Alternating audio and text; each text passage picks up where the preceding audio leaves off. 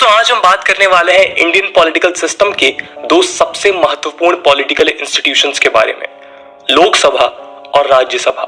15 अगस्त 1947 को जब हमारा देश इंडिपेंडेंस ऑफ इंडिया एक्ट के तहत आजाद हुआ, तब हमारे देश के तत्कालीन प्रधानमंत्री जवाहरलाल नेहरू ने ट्रिस्ट विद डेस्टिनी नाम का वर्ल्ड फेमस स्पीच दिया। इस स्पीच में आजाद भारत को लेकर एक सपना था, जिसके तहत भारत को एक प्रोग्रेसिव और डेमोक्रेटिक राष्ट्र बनाकर फ्रीडम और प्रॉस्पेरिटी को भारत के हर एक इंसान तक पहुंचाना था। इस सपने के लिए ही बाद में कुछ सोशल, इकोनॉमिक और पॉलिटिकल इंस्टीट्यूशंस या संस्थानों का निर्माण हुआ, जो ये इंश्योर करने वाले थे कि every man and women in India enjoys justice and fullness of life. इनमें शायद सबसे इंपॉर्टेंट इंस्टीट्यूशन हमारी पार्लियामेंट है, जहां पर भारत के लोग द्वारा चुने गए रिप्रेजेंटेटिव्स हमारे देश की राज्य व्यवस्था या पॉलिटिकल सिस्टम को चलाते हैं और उससे एक डेमोक्रेटिक सिस्टम बनाते हैं। लेकिन कई दफा आपके दिमाग में सवाल आते होंगे कि राज्यसभा और लोकसभा को अलग अलग बनाने का मतलब क्या है और इनमें अंतर क्या है। ये सवाल भी जरूर उठता होगा कि क्यों हमने सिर्फ एक ही असेंबली से काम नहीं चलाया, जब ये दो असेंबलीज डिसीजन मेकिंग प्रोसेस को काफी लंबा और स्लो कर देती हैं। केवल एक असेंबली होती तो शायद पब्लिक मनी में भी कुछ बचत हो जाती, क्योंकि 2012 में पार्लियामेंट्री अफेयर्स मिनिस्टर ने ये क्लेम किया था कि पर मिनट असेंबली कंडक्ट करने के लिए 2.5 लाख रुपए स्पेंड होते हैं। आज हम इन सवालों को एड्रेस करने की कोशिश करेंगे और समझेंगे कि लोकसभा और राज्यसभा में क्या सिमिलैरिटीज और क्या डिफरेंसेस हैं। हम ये भी जानेंगे कि दो अलग अलग असेंबलीज के पीछे के लॉजिक्स क्या है और कैसे इनका अलग एग्जिस्टेंस हमारे पॉलिटिकल सिस्टम के लिए बेहद जरूरी है। तो पहले कि हम लोकसभा और राज्यसभा के रिलेशंस को समझे, ये जरूरी है कि हम इंडियन पॉलिटिकल सिस्टम की वो बातें जान लें जो लोकसभा और राज्यसभा के रिलेशंस में क्लैरिटी के लिए सबसे इंपॉर्टेंट है। दोस्तों, हमारा political system parliamentary form of government को फॉलो करता है। इसमें लोगों द्वारा इलेक्टेड लीडर्स पार्लियामेंट में जाते हैं और उनमें से कुछ लीडर्स मिलकर एक काउंसिल ऑफ मिनिस्टर बनाते हैं। इस काउंसिल ऑफ मिनिस्टर्स को प्राइम मिनिस्टर हेड करते हैं और ये लोकसभा के प्रति जिम्मेदार होती है। दूसरी बात यह है कि हमारा पॉलिटिकल सिस्टम फेडरलिज्म के प्रिंसिपल को भी फॉलो करता है, जिसकी वजह से हमारे देश की गवर्नमेंट 2 टियर्ड है, एक यूनियन गवर्नमेंट और दूसरी स्टेट गवर्नमेंट। फेडरलिज्म इंश्योर करता है कि इंडिया जैसे डाइवर्स देश में जहां अनेकों धर्म, बोली और रेस के लोग रहते हैं, वहां सबको रिप्रेजेंटेशन मिले और इक्वलिटी इंश्योर की जा सके। इसके अलावा पार्लियामेंट में 2 हाउसेस की व्यवस्था को हमने यूनाइटेड किंगडम से बोरो किया है, जिसे बाई कैमरलिज्म बोलते हैं। सेंट्रल लेवल पे बाई कैमरलिज्म पहली बार ब्रिटिशर्स के under government of India act 1919 के तहत इंट्रोड्यूस किया गया था और इंपीरियल लेजिस्लेटिव काउंसिल का 2 हाउसेस में डिवीजन हुआ। यही सिस्टम हमने इंडिपेंडेंस के बाद कंटिन्यू किया। आइए अब समझते हैं लोकसभा और राज्यसभा के बीच के अंतर को। पहली बात यह है कि लोकसभा को हम लोअर हाउस या हाउस ऑफ द पीपल बोलते हैं। हाउस ऑफ द पीपल इसलिए क्योंकि यहाँ लोगों द्वारा डायरेक्टली इलेक्टेड रिप्रेजेंटेटिव्स आते हैं, जबकि राज्यसभा को हम अपर हाउस या काउंसिल ऑफ स्टेट्स बोलते हैं, जहाँ इनडायरेक्टली इलेक्टेड रिप्रेजेंटेटिव्स होते हैं, जिन्हें लोग नहीं बल्कि स्टेट और यूनियन टेरिटरीज के लेजिस्लेटर्स यानी एमएलएज इलेक्ट करते हैं। लोकसभा के मेंबर्स को स्टेट में बने टेरिटोरियल कंस्टिट्यूएंसीज के लोग डायरेक्टली इलेक्ट करते हैं based on the principle of universal adult franchise, यानी कि हर वो इंडियन सिटीजन जो 18 ईयर्स से ज्यादा की एज का है, वो लोकसभा के मेंबर्स को इलेक्ट कर सकता है या कर सकती है। 1988 के पहले ये एज 21 ईयर्स थी, लेकिन 61st कॉन्स्टिट्यूशनल अमेंडमेंट एक्ट 1988 के तहत इसे 18 ईयर्स कर दिया गया। इसके अलावा पार्लियामेंट के पास पावर है कि वो यूनियन टेरिटरीज के मेंबर को कैसे चूज करना चाहता है। इसके लिए यूनियन टेरिटरीज एक्ट 1965 इनैक्ट किया गया था, जिसके अंदर यूनियन टेरिटरीज से भी एमपीज डायरेक्टली ही इलेक्ट किए जाते हैं। राज्यसभा की बात करें तो इसमें principle of proportional representation by means of single transferable vote होता है। ये कॉम्प्लेक्स वोटिंग सिस्टम है, जिसमें वोटर्स यानी कि स्टेट लेजिस्लेटर्स कैंडिडेट्स को लेकर अपने प्रेफरेंसेस देते हैं, बजाय इसके कि वो सिर्फ एक कैंडिडेट को चुने जैसा कि डायरेक्ट इलेक्शन में होता है। काउंटिंग के वक्त जो कैंडिडेट्स इलेक्ट या एलिमिनेट हो जाता है, उनके एक्स्ट्रा या फिर डिस्कार्डेड वोट्स को बाकी के कैंडिडेट्स में ट्रांसफर कर दिया जाता है in the order of preferences, और इस तरह से फाइनल विनर्स अनाउंस किए जाते हैं। नंबर ऑफ मेंबर्स की बात करें, लोकसभा का total seating capacity Indian constitution ने 552 रखा है, लेकिन करेंटली इसकी एक्चुअल स्ट्रेंथ 543 है। इनमें से 530 और 13 मेंबर्स स्टेट्स और यूनियन टेरिटरी से डायरेक्टली इलेक्ट होते हैं और 2 मेंबर्स प्रेसिडेंट द्वारा नॉमिनेट किए जाते हैं। ये 2 मेंबर्स 2019 तक एंग्लो इंडियन कम्युनिटीज से आते थे, लेकिन 104th कॉन्स्टिट्यूशन अमेंडमेंट एक्ट 2019 ने अब इस प्रोसेस को खत्म कर दिया है। जॉर्ज बेकर और रिचर्ड हे इंडिया के आखिरी एंग्लो इंडियन एमपीज थे। दूसरी ओर राज्यसभा की मेंबरशिप का अपर लिमिट 250 है और इसकी करंट स्ट्रेंथ 245 है। इसमें से 233 स्टेट और यूनियन टेरिटरीज से इनडायरेक्टली इलेक्ट होते हैं और 12 मेंबर्स प्रेसिडेंट द्वारा नॉमिनेटेड।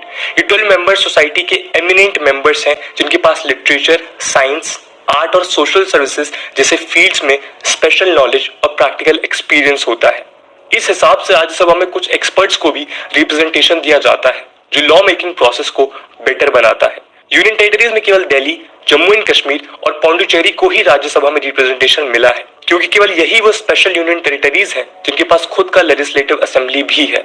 इसके अलावा लोकसभा एक टेम्पररी बॉडी है जो जनरली 5 सालों के बाद री इलेक्ट होती है, जबकि राज्यसभा परमानेंट बॉडी है। राज्यसभा के 1/3 मेंबर्स हर 2 साल में रिटायर होते हैं और उनकी सीट्स पर न्यू इलेक्शंस होते हैं।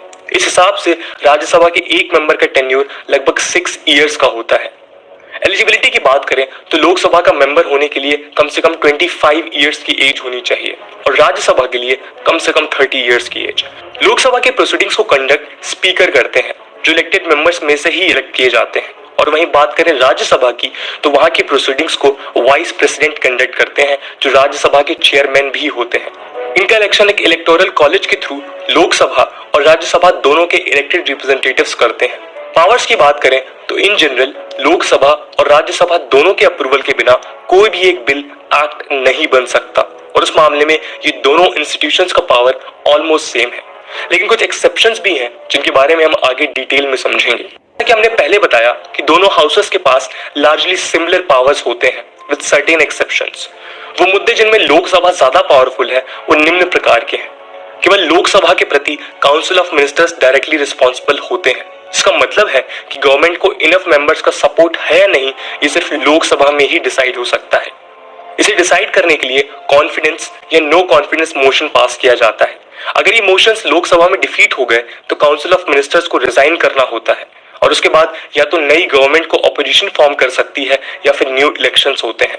इस मामले में राज्यसभा के पास कोई पावर नहीं होती और इसलिए कई बार ऐसा होता है कि रूलिंग पार्टी के राज्यसभा में कम मेंबर्स होने के बावजूद वो पार्टी अपनी गवर्नमेंट बना लेती है अगर उसके पास लोकसभा में मेजोरिटी है तो।